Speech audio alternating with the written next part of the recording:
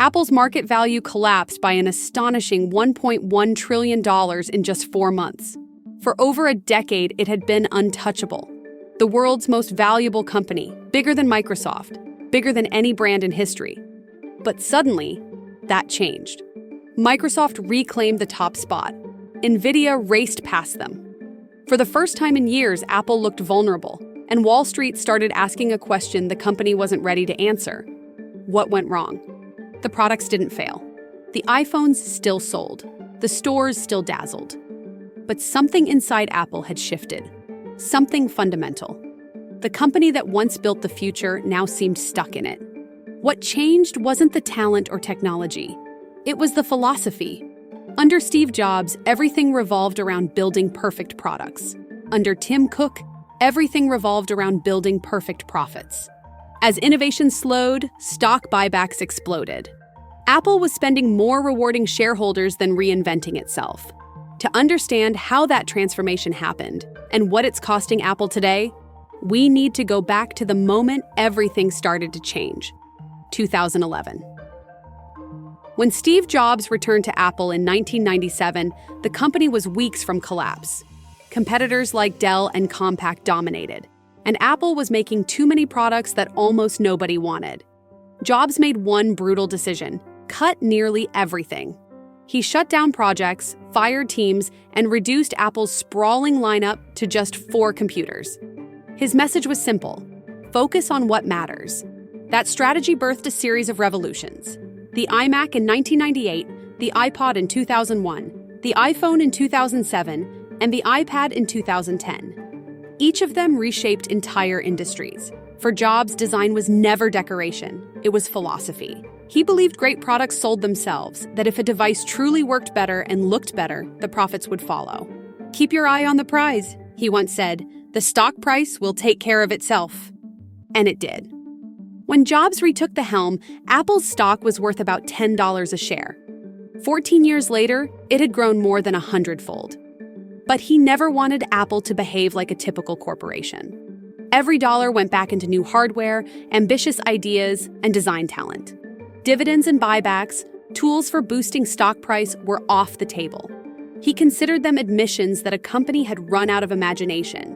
Even when Apple's cash reserves piled up, Jobs resisted pressure to return value to shareholders. He saw that phrase as code for short-term thinking. He'd once told investors he preferred a bank full of cash he could use to build the future instead of empty applause from Wall Street. To him, Apple's value was measured not in market cap, but in the delight of people who used its creations. He proved that philosophy worked. From the iPod's click wheel to the MacBook's aluminum shell, Apple's innovation wasn't incremental. It was emotional. Jobs obsessed over details others ignored. The feel of a hinge, the sound a lid made when it closed. Engineers would rebuild entire circuit boards just to adjust a millimeter of space. That attention wasn't about perfectionism for its own sake. It was about respect for the user. Jobs believed craftsmanship was a moral act. Emails from those years show it clearly. After surpassing Dell's market value in 2006, he wrote to the team, "Stocks go up and down, but I thought it was worth a moment of reflection today." It wasn't pride in wealth, it was pride in proving that quality could win. He'd built a company where artistry and engineering marched in lockstep, where earning money was the byproduct of building something worthy. But when Jobs left that corner office in 2011, the person who replaced him wasn't a designer or a product thinker. Tim Cook's genius belonged to another world, the world of logistics, efficiency, and operational precision. Apple's heartbeat, once driven by design, was about to sync with the rhythm of the market. And as quiet as the change seemed at first, it would redefine the company's soul. When Tim Cook became Apple's CEO in 2011, the announcement felt more like a formality than a turning point. Cook had already been running much of the day-to-day operations for years, building the supply chain that made Apple's global reach possible. Where Steve Jobs chased perfection, Cook chased precision. Factories ran smoother, costs dropped, margins climbed. He was the kind of leader who could turn complexity into profit. What nobody realized at the time was that this talent, applied too perfectly, would change what Apple valued most. Cook's first decisions made that clear. Barely 7 months after taking over, Apple announced something Jobs had always refused: dividends and stock buybacks. For the first time since the 1990s, Apple would pay shareholders directly. The plan looked harmless, just a way to better manage capital. But behind that language was the start of a financial experiment. Between 2012 and 2015, Apple planned to return $45 billion to investors. Instead, it spent $80 billion. That number matters because $80 billion could have built entire new categories of hardware or founded dozens of research labs. Instead, it went into financial engineering, boosting the stock price by reducing the number of shares in circulation. Jobs had once called buybacks a distraction, but Cook saw them as strategy, and he wasn't alone. Warren Buffett, the world's most famous investor, had given Jobs that same advice years earlier. Jobs ignored it. Cook didn't. Buffett's approval became almost symbolic, a stamp that Apple was now safe for Wall Street. In 2016, Buffett's company invested billions in Apple stock. It marked the first time he backed a major tech firm. And he did it because Cook's Apple behaved less like a tech pioneer and more like a financial powerhouse. To investors, that was stability. To engineers, it signaled something else, an era of caution. Inside the company, the rhythm shifted. Budgets tightened for bold experiments. Risk assessments replaced explorations of possibility. Designers began noticing that cost tables started appearing in meetings where blueprints used to be. Cook's focus on efficiency wasn't just operational, it was philosophical. Every product had to justify its contribution to the bottom line. The artistry Jobs had seen as non-negotiable now had to compete with spreadsheets. The effect seeped into the culture. Projects were approved faster, but felt smaller. Teams that once built from curiosity began building toward metrics. Tim Cook wasn't trying to ruin innovation. He was trying to make it manageable, scalable, predictable. But innovation rarely fits into those boxes. The result was a subtle dulling of Apple's creative edge, a corporate tone that favored refinement over rebellion. For customers, the transition looked invisible at first. The iPhone 5 and iPhone 6 launched to massive success. Sales broke records. Cook's operational brilliance kept costs in line even as demand soared. But the magic that once defined Apple's products, the sense of discovering the future in your hand, began to fade. Internally, some designers noticed the change most acutely. Under Jobs, creative friction had been a feature. Arguments were part of the process. Now, consensus and efficiency ruled. If it shipped on time and within cost, one former team member recalled, that was considered a success. The revolutionary spirit slowed, replaced by iteration. Still, investors were thrilled. The stock price doubled within 3 years. Cook had proven that he could run Apple as a precision instrument, one that generated steady returns quarter after quarter. But the more Apple mastered the art of profitability, the less urgency there was to take creative risks. The product roadmap became predictable. Annual upgrades replaced breakthroughs. By 2015, Apple was running like a perfect machine, and that was the problem. The imperfections that once sparked invention were gone. Inside Apple, creative friction was fading, one insider said, and the people who built its magic felt it. By the mid-2000s, Apple's design studio, once the beating heart of its creativity, was starting to sound more like a quiet engine running on autopilot. The man who had shaped Apple's visual identity, Jony Ive, was feeling the weight of a changing culture. For years, his bond with Steve Jobs had been sacred. They spoke the same creative language, valuing elegance and restraint over cost and convenience. Under Tim Cook, that dynamic evaporated. I was still a legend, but he was no longer the loudest voice in the room. The turning point came during the launch of the Apple Watch. Jony Ive saw it as a fashion statement, an object of beauty that could blend technology with luxury. He wanted its debut to feel like a high-end showcase, not just another product reveal. To pull that off, he proposed something radical, spending $25 million to build a temporary presentation pavilion by removing 24 trees outside Apple's headquarters. The finance team balked, arguing it was an absurd extravagance. Marketing executives pushed back too, insisting the money should go toward performance demonstrations, not a design spectacle. In the old days, Jobs might have sided with Ive instantly, but Cook didn't. He paused, weighed the arguments, and cautiously agreed only after the debate dragged on. For Ive, that hesitation said everything. The center of gravity had shifted. Apple no longer cared most about how an object felt. It cared how it performed financially. Even when Ive's vision prevailed, he knew he'd lost something bigger: creative freedom. From then on, he attended meetings less often, delegated decisions, and eventually worked remotely from his London home. Inside the design studio, the ripple was immediate. The fearless creative debates that once drove innovation started disappearing. Engineers joked that accountants had moved into the building, and they weren't far off. One of Cook's first board changes replaced a legendary retail visionary with a finance executive from Boeing, a signal that efficiency and margin had officially outranked artistry. Senior designers complained they were turning the crank, building one similar iPhone after another. Those concerns showed up in the products themselves. Between the iPhone 6 and the iPhone 8, Apple released 4 models that looked almost identical. Gone were the bold leaps between generations, the curved glass transitions, the daring experiments. The iPhone X was a brief flash of reinvention, but even that came tied to something new: a $1,000 price tag. Apple had discovered a different kind of innovation: price innovation. What once cost $650 now cost $1,000, then $1,100, and eventually $1,200.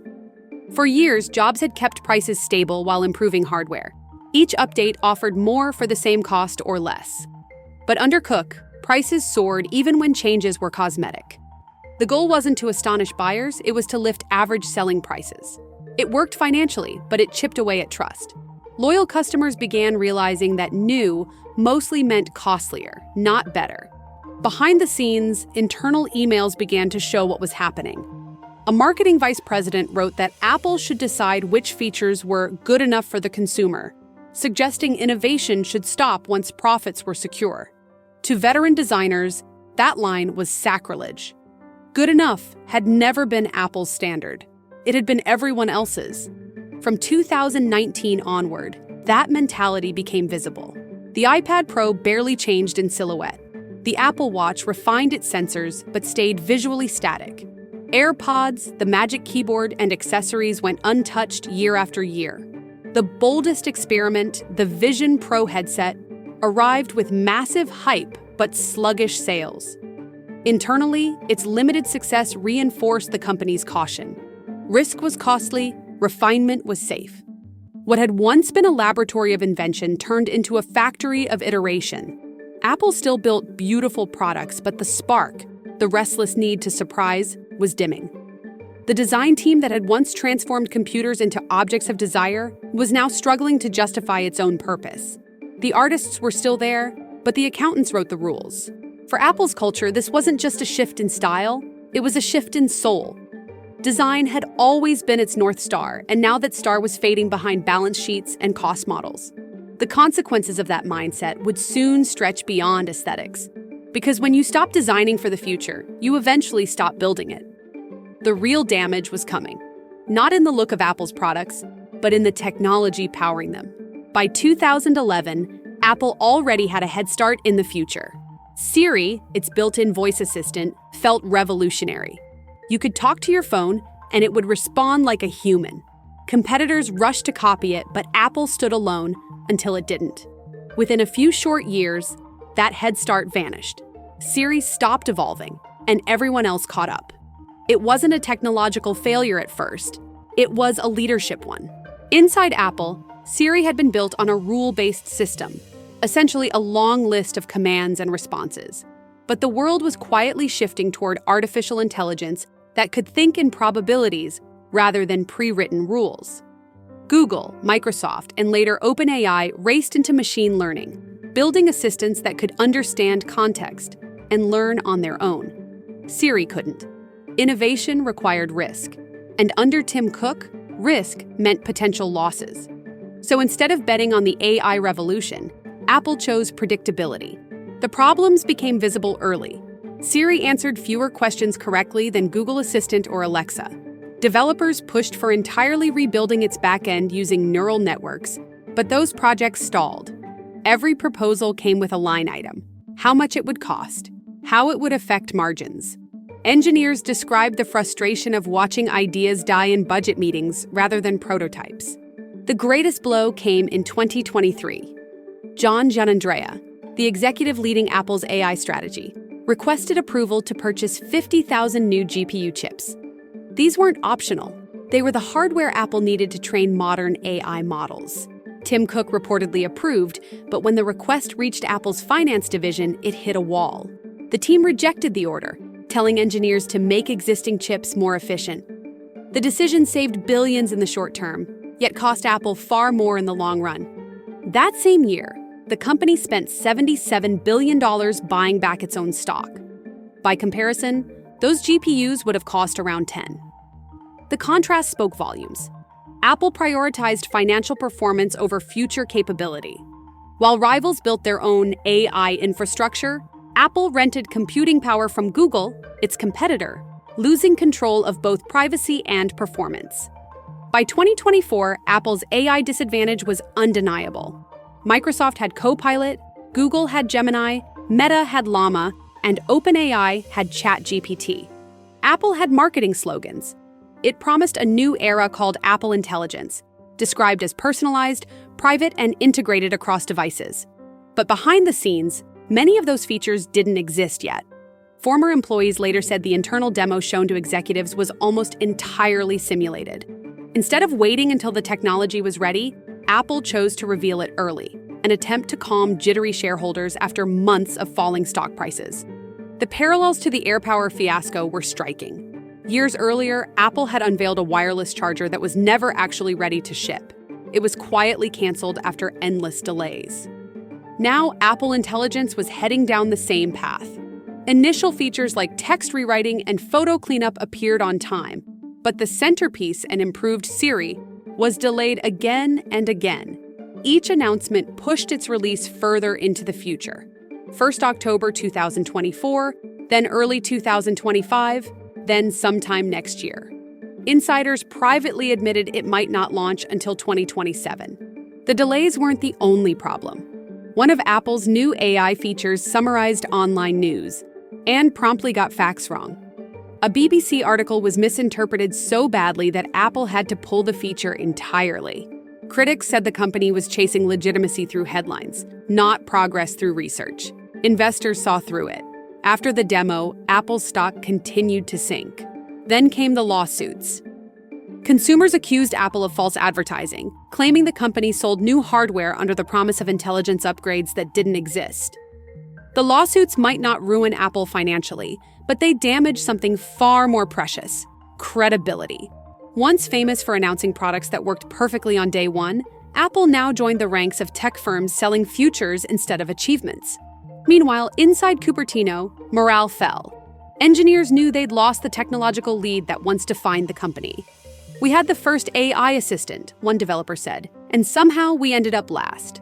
The sentiment echoed through teams who remembered Jobs' mantra: focus on the product and the profits will follow. Under Cook, the order had reversed. Apple's caution became its trap. While others experimented boldly, Apple optimized spreadsheets. The company that invented intuitive technology was now struggling to understand it. Siri, once a glimpse of the future, turned into a monument of neglect, a reminder that even the richest company on Earth can waste its advantage when fear of financial risk overrides the hunger to invent. And as Apple scrambled to rebuild its AI reputation, one truth became unavoidable. This wasn't a temporary stumble. It was the result of years of decisions made by accountants, not innovators. Years of choosing safety over speed, margins over momentum. The company that led the digital revolution now found itself racing to catch up. Apple wasn't defining the next era anymore. It was chasing it. In the modern era of Apple, each product announcement carries a secondary purpose. It isn't only about showing new technology, but about signaling stability to shareholders. The rhythm of launches follows financial calendars rather than creative readiness. Delays are often calculated, not accidental. When a product isn't ready, Apple doesn't necessarily postpone because of quality concerns. It times the reveal to restore investor confidence. What used to be a showcase for craftsmanship has become a financial instrument. This pattern, the greed loop, feeds on predictability. Apple announces, markets react, shares rise, And then the company buys back those same shares to boost the climb artificially. It's an efficient cycle that satisfies investors quarter after quarter.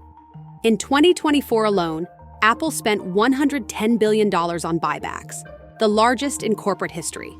By contrast, its research and development investment sat at a modest $30 billion, far below competitors like Amazon, Google, or Meta. Those rivals are plowing record budgets into artificial intelligence, cloud computing, and new energy infrastructure. Apple, meanwhile, spends the bulk of its profits maintaining stock value rather than creating technological value. To the market, that looks disciplined. To creative teams, it looks like retreat. The incentives have flipped. Apple's engineers know that solving a design problem doesn't boost quarterly returns, but buying shares back does. The cultural shift is profound. Performance is now defined by margins, not breakthroughs. Employees have joked that Apple should rename its engineering budget shareholder support. It's a grim joke, but behind it lies truth. The mechanics of the company's success have overtaken the imagination that once defined it. This isn't incompetence. It's rational from a financial perspective. Tim Cook has delivered exactly what investors demand.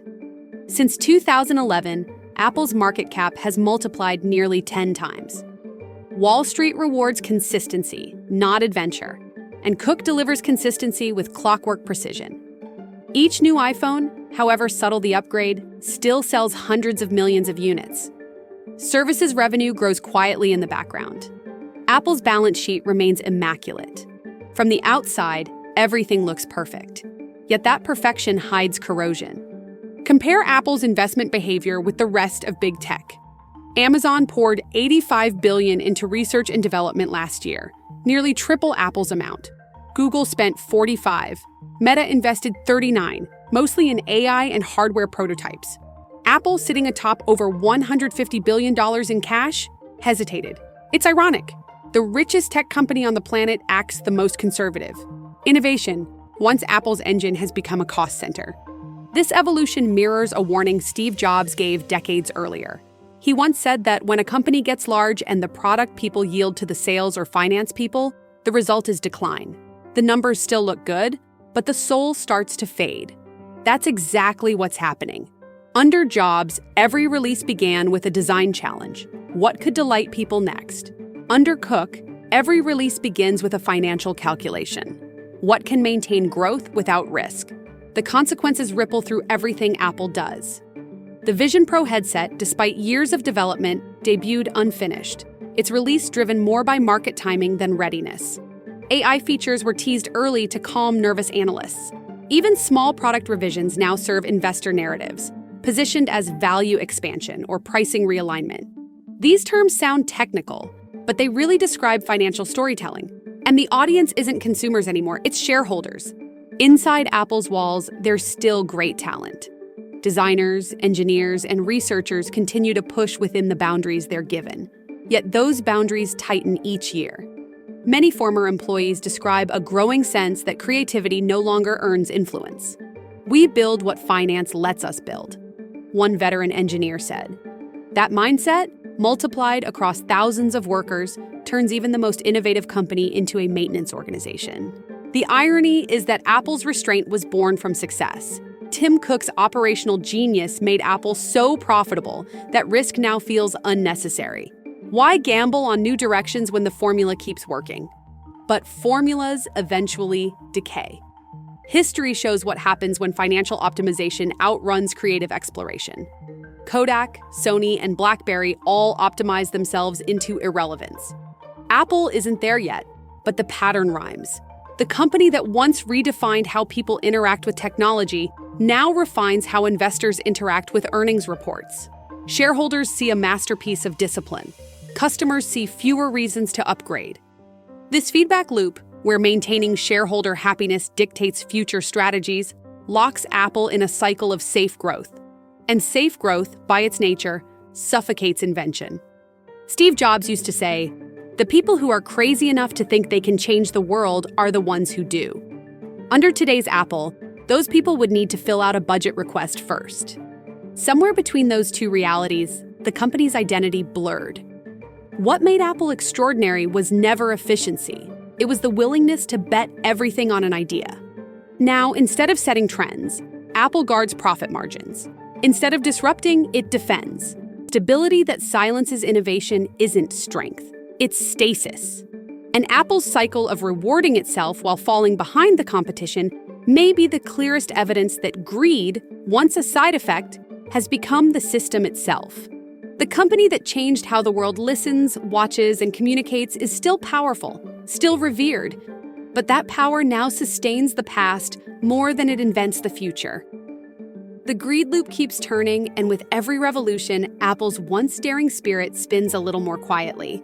The company that once reinvented the future now protects its past. Apple's original formula was simple: make things so exceptional that profit becomes inevitable. But somewhere along the way, that formula inverted. The endless pursuit of financial perfection has undone the artistic perfection that made Apple special. What once felt like bold simplicity now feels like cautious repetition. The tragedy of Apple isn't collapse, it's compromise. The company hasn't failed, it's thriving by every spreadsheet metric. Yet in chasing safety, it lost the audacity that defined its greatness. The irony is striking. A business obsessed with building the future now treats the future as a financial risk.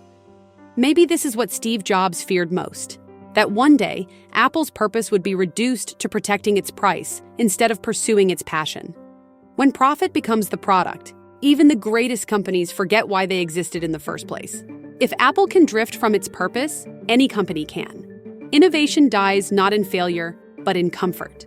The question is whether Apple can rediscover discomfort again, the kind that sparks invention. Because the world doesn't need another earnings record. It needs another revolution.